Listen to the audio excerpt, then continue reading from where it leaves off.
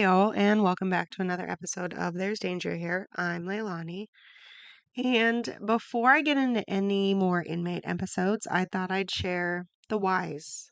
Why in the world would I do this? Talk to these guys, turn them into families. I've had a lot of people ask, so it's time to share for the sake of a little transparency and understanding. Also, if you hear my voice change, sorry about that. Back to school, one of my kids got me with their sickness. I am getting over it. I was hoping to be over it before this recording, but not quite there. On the mend, though. Anyway, let's get into this episode, shall we? Well, I have mentioned before that I worked within the system as a nurse. I did for a year at one of the oldest working prisons in the US. It made for some interesting times. In order to do our jobs as nurses, we needed to have special allowances. See, in the world of nursing, one does not pre-pop medication, a thing that often occurs in skilled and long-term nursing worlds in the necessity for saving time, but again isn't actually allowed. There is often downtime in between assigned medication passes in which a person has an hour before and after the medication is actually labeled due to give the medication without repercussion, should state come in and happen to audit that. In these environments, it is essentially impossible to stay within this time. There are dozens, if not more, people to give medications to. As a nurse, you have to stay as they take their medication, and believe me when I say I've stayed for 30 minutes as one single patient took their medication. How they take them has to be taken into account as well. And needless to say, in a regular environment, it feels like a near impossible task in many locations. Anyway, I digress. In the penitentiary where I was located, the only place that had an elevator was the building with the infirmary, meaning anywhere else with multiple stories had stairs. This isn't so bad in general population or GP because it was the nurses who essentially got placed in a cell and they handed medication out to the men as they came up to them. This is how the standard medication line is run anyway. This was for the bulk of typical medication, including just heart meds, insulins, narcotics, etc. But a couple of issues. First, there are specialty units that have stairs. In these units, because of the mental state or level of violence, uh, they're the ones that the nurses have to go to individually, meaning they walk to each cell, a cuff port is opened, and the medications are handed over. It's a safety net for both parties. In segregation, it's much the same, or the DSU, only they're in trouble for one thing or another, not necessarily violence, but still safer and faster to allow the nurse to move to them rather than let them out individually. So the problem occurs if the state doesn't permit pre-popping of medication. Does a nurse have to walk up and down the stairs to pop medication from pre-filled medication cards into a medication cup and walk back up the stairs to the inmate? Or is there an easier method? Well, yes, the pre-popping, obviously. That's what I just went into the whole speech about, after all. In this case, the penitentiary is allowed to pre-pop medications for inmates assigned to certain areas of the prison, or when the prison goes into lockdown and the medication in GP also has to be run this way to the cells and not allowing the inmates out.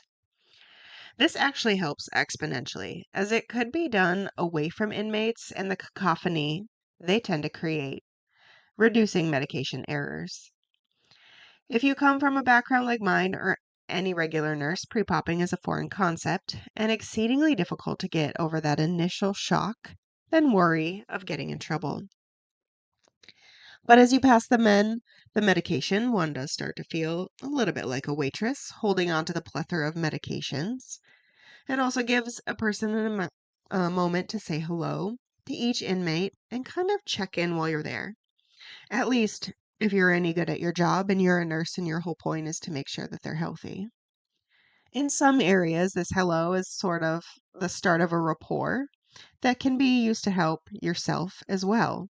For example, I got used to who wrote, did poetry, drew pictures, or worked out. I'd remember kind of these minute details if possible. And that way, when one of the guys was having an off day, I could kind of bring it up and try and bring them out of either their headspace or just get them to listen to me by letting them know that I, in turn, had already listened to them. The best scenario I can actually think of this is when I was assigned to train a new nurse in the Behavioral Health Unit, or BHU, a place in which you are sent if you cannot stop fighting or having issues and or have an actual mental health diagnosis. Many of the men did. Some came over from the actual state mental facility after assaulting staff bad enough that they had gotten a sentence from it. Well, this new to us nurse was at the point in her training where she should have been handing out medication, and I was simply there to kind of guide and advise her on, tips and techniques. Together, we get to the very first cell, and these men are kind of the worst of the worst within the BHU, usually for their behaviors. They are in safety cells, I guess is what I'll call them. They have real names. I have long since forgotten what they are. And they had a special port that was longer and could be opened on either end of the port. And the prison guard would open one side closest to us, the nurse, we would put in our medication, then it would close, and the guard would open the side to the inmate and they could get the medication. And then the reverse would happen to get the medication cut back. In this way, there was actual no ability for physical contact. So again, the safest method to do this. So here we are at cell number 1, and she's already visibly shaking. I look at the guy, and of course, we had had many conversations before, and so I asked him, "What are you drawing?" Reminding him the last time I had worked with him, he was finishing this beautiful piece of Al Pacino. And so he excitedly ran to the back to the cell, grabbed his paper, brought it up to the front, and showed me as he downed his medications quite easily. I nodded and told him the specifics of what I thought were amazing within the piece and, just kind of one or two areas. So he knew that I was actually looking at the paper and not just saying, "Oh, that's good." Then we simply moved on to guy number 2, and he did poetry. Well, he had heard me ask about guy number 1, and so he had brought out his poetry and kind of put it on the window, and I read it while he took his meds. And it moved on much the same as this. Each guy was distracted and happy enough to take their meds that they didn't even really notice her. We moved through 2 of the blocks, moving on finally to the last. And there we encountered an open door leading back to the second block, which was an indicator that an inmate is likely getting ready to move either through it or from it. Like, there's going to be something. We don't just leave doors open. I could see who it was, and I knew him to be the only inmate in BHU that had ever snatched a nurse. Here meaning he grabbed her through the cuff port and pulled him into her to take her tray of medications. A feat that shouldn't have been possible if the assigned guard was actually standing next to her as required by DOC policy. But anyway, this man is a big one. He does actually have a mental health diagnosis, and he had come back to BHU after getting into a fight with a man in GP, which is where I had originally met him. And then he was spitting and fighting the guards. He had finally upgraded to walking without being cuffed. So here he is, darkening the doorway, and my trainee walks to the cell just adjacent to the doorway, oblivious to this man. Again, it's good to get to know the guys on some level. He was a bit surprised to see me, and I think me being there momentarily stopped him, giving me a chance to say hello and ask if he needed us to move away from the door so he could come through it. I asked not for space, but for everyone's safety. Again, please note the aforementioned nurse snatching. He said yes. That means in his head, he is likely fighting the urge to rush us. So I kindly grab the other nurse and physically pull her to the farthest space away from him. And he walks back to his cell very peacefully. She walked away not facing him. I backed away, keeping my eyes under the guise of kind of chatting and thanking him for stopping and allowing us time to move. Then We continued our medication pass, proceeded up the stairs, and again I thanked him when I got to his cell. He admitted he wanted to rush us. He thought of attacking us as soon as he saw us. But he saw my face and remembered me from GP and how I had treated him like he was quote unquote normal, even though I was giving him medications that I knew were antipsychotics. And I kind of laughed and said, I treat everybody like a human being because they are. And he smiled and again took his meds. This doesn't explain why I got into talking with men outside of prison. I know, I hear that. But it does kind of help paint a picture of why it's important to get to know the men you are working with, whether it's the prison guards or the inmates. Now, to point two, which will further lead you down the road of understanding. Much in the way that outside of the prison, nurses work and rely heavily on the help of CNAs or certified nursing assistants, so too do the nurses require help inside. They instead use orderlies, men that are assigned to the infirmary to act as many things, one of which is a CNA. Before you ask, no, their charges aren't any different than any other men. If you're working in a maximum security location, it is likely that the men you are working with have a body, meaning they're convicted murderers. Sure, you aren't likely to get any of the serial killers, and in the Pacific Northwest, that's a feat on its own. There are a plethora of them out here, but murderers nonetheless. There were a few odd men out. During my time there was a drug dealer of marijuana long before its legalization, and as expected, he was probably the most chill person I've ever encountered. We also had some weapons violators and such, but mostly murderers. But your orderlies are expected to work side by side with you. Why do we need orderlies? Well, life without parole means without parole. Men die in prison. Before their deaths, there is a decline in health, often resulting in the need for them to come up to the infirmary to be taken care of in a way that any nurse would take care of an aging person. Some men have strokes and heart attacks leading to deficits. Dementia takes others. Still, they remain in the system, but are cared for in the infirmary. Dementia itself is a funny thing, right? The man is physically there, but not mentally with it. Still, in my time, we had those that reverted back to their true nature. That wasn't always great. Violence returned, and the orderlies helped manage the men to keep the nurses safe. They convinced them to eat and drink, something that can be a struggle if you understand dementia or Alzheimer's. So here it is. Convicted murderers feeding the elderly with such care that it becomes harder and harder to see them as the monsters they're supposed to be. The orderlies would help turn those who were too weak to do it themselves, and clean and shower those who had long become incontinent and unable to complete normal activities of daily living. When emergencies happened, in their tall tiers, it was the orderlies that ran the medical bag full of life-saving equipment up the stairs alongside whichever one of us was responding to an emergency. With all of this, it's hard not to form some sort of bond. Not one that is inappropriate, I'm saying, but one is built on the actions they committed in your presence. So you see, it was hard not to see the men as vicious monsters. Not once you worked with them. Moreover, my personality meshed well with the bulk of the inmate population. Not all of them, of course, but when you first start at a prison, many are going to test you. Test your boundaries or your mettle, whatever you want to call it. I didn't shake, and many of them quickly kind of just moved on. There in prison, I had 3 rules.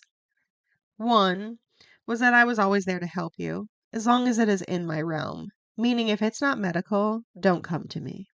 2, if I'm going to say or do something, that's the answer. I'm either going to or not based on what I say. And 3, I'm Switzerland. Gang affiliation or not, my job was to be there to help you in the medical realm, and I was going to do that. Number 1 and number 2 were tested the most often. You get taught when you start working at prison that everything is a no. If you don't have an answer, that was the easiest for me. Shit, I'd been jokingly saying it my whole life, much to the chagrin of my mother when I was young. But say a guy comes up to you and says, quote, "Can you do me a favor?" End quote. Of course, the answer is no. A favor inherently implies the owing of something. It's a dangerous road to walk, and I wasn't going to, so I didn't. Number two was to the surprise of many. I'm not sure why everyone gets to working in the prison, but I can tell you a lot of nurses are there simply for the paycheck. I never understood that part. If you decide to work somewhere, you decided. Why aren't you going to do your job? In prison specifically, you know the type of people that are going to be there. So why are you just this little ball of anger and disgust with these men? They can see it. And it wasn't just the nurses, but I'm talking about myself, so we'll keep it medical. So with that, I'll back up with two quick stories. They're kind of rolled into one. One, there was a man in there who had a bad back. We've discussed it, and he said I could air it, but for the sake of the employee part of the story, I'm not going to say his name. He had been up to medical a few times when I was there prepping for spinal surgery. Always polite, always respectful, but clearly in pain, and hunched over so significantly it felt like he was practically walking at a 90-degree angle. Like this man just stared at the floor as he walked. Naturally, we talked about why he was in prison. He laughed at one point, turned to me, and said, "Well, drugs, obviously," kind of eyeing towards his back. He heard it working, and the job he did, I long since have lost to time, though I actually think it might have been construction related. He went to a doctor, got meds, did rehab, burned through workers' comp. He couldn't go back to work, and so he lost his job. The back never got fixed, and the pain medication slowly stopped being enough. So he moved onward and upwards to hard drugs, eventually landing on heroin, which was the only thing that gave him relief. He did that until he was arrested and detoxed in jail. In prison, imaging was done, and lo and behold, he needed surgery to fix it. They did a committee, and he did. He got his surgery. But a few months later, I saw him. And this is where I don't know if my military awareness came in or I just happened to be at the right place at the right time. See, he looked like he was walking normal at first. Then, when he thought no other inmates or staff were around, he practically reverted back to his 90-degree stance. Curious in his surprise, I called him over to where I was standing. There he admitted his back pain was increasing. Not subtly, not like the pain from working new muscles from being upright again. And if you know anything about spinal surgeries, they can be precarious. So I was pretty worried. I brought him up to medical with me. Said, "Let's go to medical," and walked him up the stairs, letting the guards know that we needed to go. On the floor, I did a mini assessment and took down the concerns. I found an appointment with his doctor and put it on the schedule. Speaking frankly with him, I said one of the most common issues with spinal surgeries, that I wish wasn't as common as I've seen, is hardware slippage. If not corrected, this can lead to further damage and issues. He understood, took his paper with his appointment, and was on his way. This was my Friday. I came back on Monday to find that, of course, he wasn't seen. The doctor was the one that had shirked him off.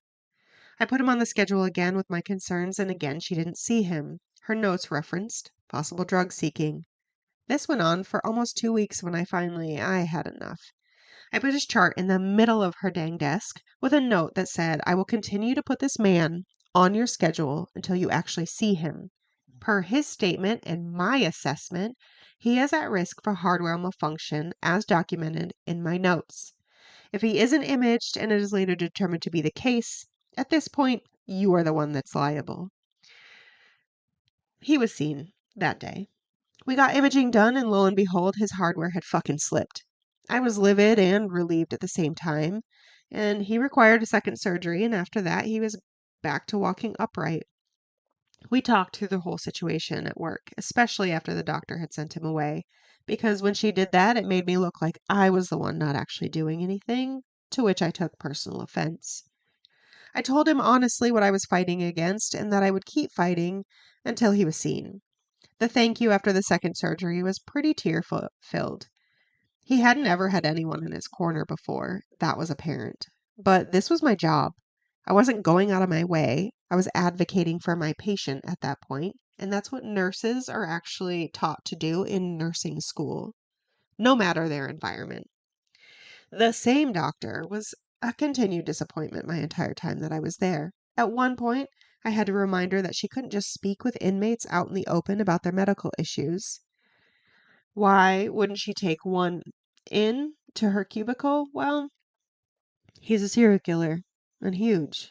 I actually laughed at that one to her face. Then I kind of furrowed my brow and leaned in and asked, "Are you planning on sleeping with him?" She, of course, was taken aback and vehemently denied it, but said she was worried that he could hurt her and nobody would know. Again, these cubicles are small, they have no ceilings and no doors. I can promise you, we'd all notice. I shook my head at her and said, "You know, he killed all the women post-sex or as part of it, so just don't sleep with him." And I walked away. Somehow, that meant he was mine from that point on. After that, any appointment was set when I was working, and I would either have to sit with them, or they would come into the nurse's space so she could talk there. He was a sociopath for sure. He liked to keep eye contact when speaking with you just because that's against social norm. But no worries. I kept eye contact until I was done, and then I would simply turn and be done with him. We got along just fine after that. Now, on to another story. While I stated that some medication passes in GP were done in individual cells, specialized ones are completed up in the infirmary. Men would be evaluated, sign a contract to take high-dollar medication regimen through its completion. Every day during the regimen, they would walk up to the infirmary and receive their dose of medication until it was completed. In this way, the chance of successful treatment was the highest. If perchance an inmate did miss a dose, they'd be called up to the infirmary by the nurse on duty. Like I said, they signed a contract. Well, sometimes the inmates receiving the specific medications were orderlies. Again, they're just other inmates. At one point, I worked a day shift. The morning is when these specific medications were doled out, and typically, I was an evening shift worker, and as such, the routine was new to me, but I caught on pretty quickly. It wasn't difficult. As each man came out, I found their name and medication, popped it out, and handed it over. At the end of the pass, 2 boxes remained. Reading the name, one was just a regular GP inmate and one was an orderly. At the time, I had never actually formally said hello to him. I just kind of saw him in passing as he worked morning shift. And so was done with work about the time that I came in. I went back to the actual infirmary portion to see if he was there, and lo and behold, he managed a day off.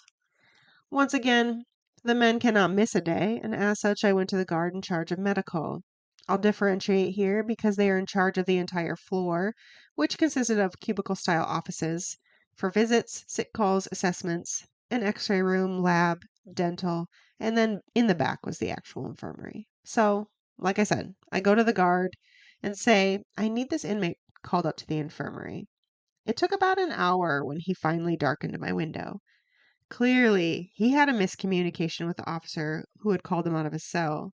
Standing before me was a man dressed in his best uniform, reserved for visits. Hair slicked back 60s style fashion, just looking a little downtrodden that he was looking at me. He thought he had a visit, and that was for sure. I knew when I saw his pressed jeans, often achieved by taking the newest uniform and laying it between his bedroll and metal frame, and essentially leaving it there, which gave it a crisp, clean look. His long sleeve blue shirt was the same. Because I am who I am, I looked at him and smiled really big and said, "Oh, you got dressed up just to come see little old me in this mandatory line that you happen to have missed?" He started laughing and felt the need to tell me he swore the guard told him that he had a visit, believing his daughter was coming to see him. He got dressed to the nines. Well, as dressed to the nines as an inmate can, anyway. From then on, the shit talking commenced. Every time we saw each other, it was giving each other a hard time for this or that. And I worked various shifts and began working with him. Not often, but every once in a while. Because he was open and shit talking, I'd start to ask him kind of random questions about what was happening in the prison. And, he would either tell me or he'd say, "It isn't something I should know about," at which point I was aware not to ask. One day I made specific mention about his case in passing. He stopped and practically squealed. You looked me up? Now, here I should say that in the system, even a nurse can have access to all the men's information. All of it. Their arrests, crimes, everything. And I had a habit of looking up who I worked with in order to determine the likelihood of manipulations or other problems I was going to have with them. He was an average murderer, but my comment didn't send him away. He asked why, and I told him, as I just said, to determine what kind of person he was. Beyond the murder, really. Then I asked him a simple question. Why? First, he started saying allegedly, as his case was in appeals. But he said it like this, and I won't get into his exact wording, so I won't quote it, but it's as close as I can remember.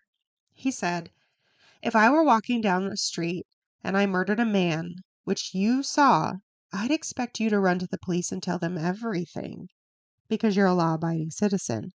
But if you run in the same circles as me and do the things that I do, I expect a certain code to be upheld. If you don't, there are consequences. Of course, I responded with, you killed a snitch? His voice elevated and he said, allegedly, girl. So, he boiled down his crime in sentences, paraphrasing it, and never outright actually saying that he did it. But he never lied to me. Not one time, even if it was an alleged conversation.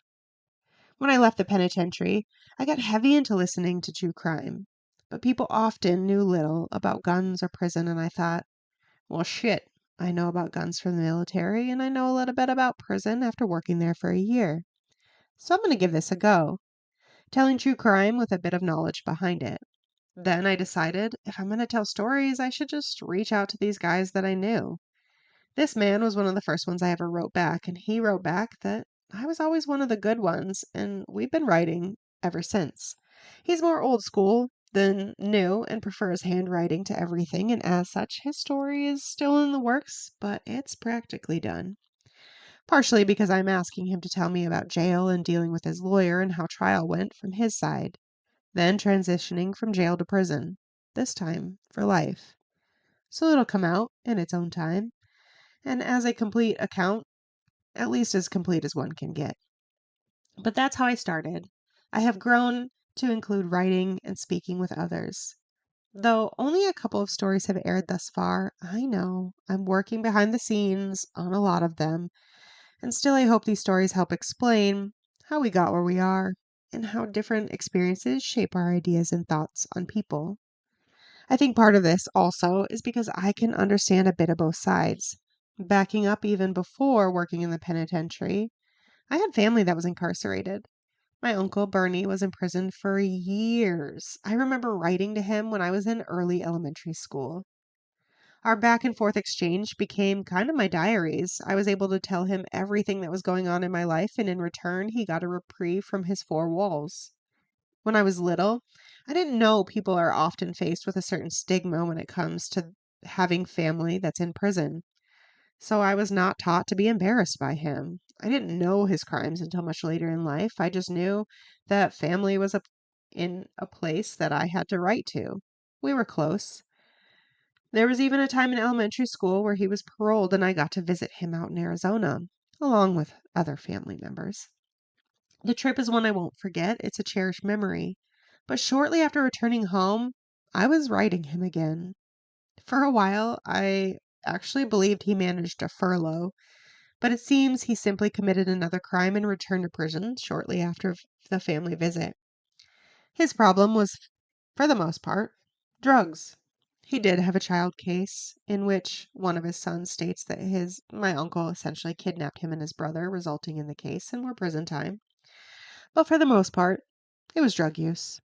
He served his time in Arizona, a tough state for a little white man.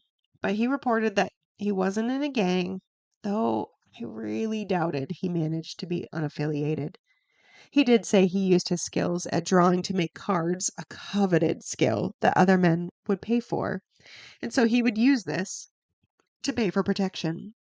Eventually, in one of his releases, a judge was convinced that a successful rehab would not likely occur in Arizona. He was already a proven recidivist.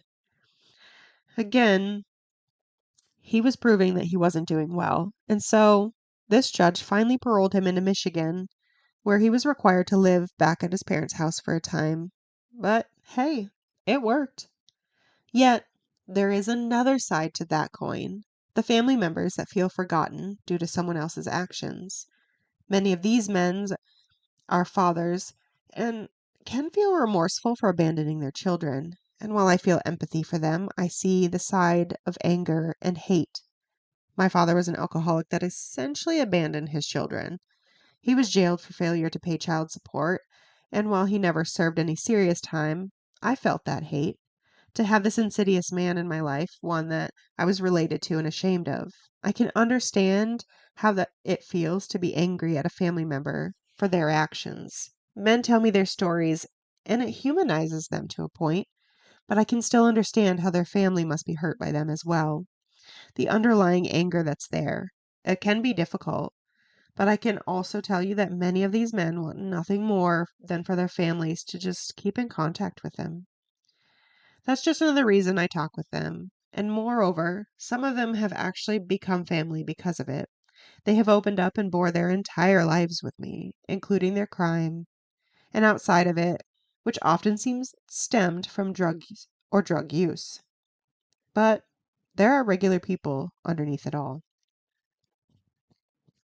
So while the inmate episodes are scattered right now, I hope that you enjoy them when they come. And that's it for now. Until next time, to all those out there listening, be careful. It really is a dangerous world we live in.